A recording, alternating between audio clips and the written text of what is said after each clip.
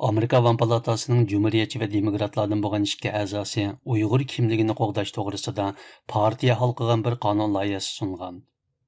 Ma'lum bo'lishicha, qonun loyihasida Xinjiang Uyg'ur avtonom rayonidagi Uyg'ur va boshqa etnik guruhlarning farqli kimligini qo'g'dash, kishilik huquqini qo'llash talab qilingan. Qonun loyihasini Cumhuriyetçi Avam Palata a'zosi Yung Kim bilan Demokratik Avam Palata a'zosi Ami Bira sungan.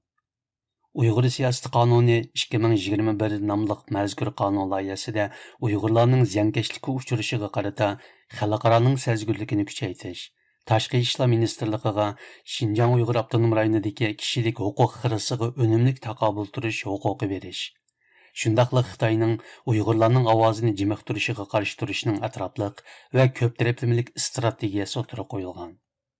Kim Jong 29 iyul e'lon qilgan bu vaqtdagi bayonotida "Men Rais Bera bilan Uyg'ur siyosati qonuni 2021 ga riyosatchilik qilib, Amerikaning Xitoy Xalq Jumhuriyatining g'ayri insoniy muomalasiga uchragan Uyg'ur va boshqa guruhlarning negizli kishilik huquqini qo'llash uchun konkret qadamlarni etishiga turtki bo'lishdan faxrlanaman" degan.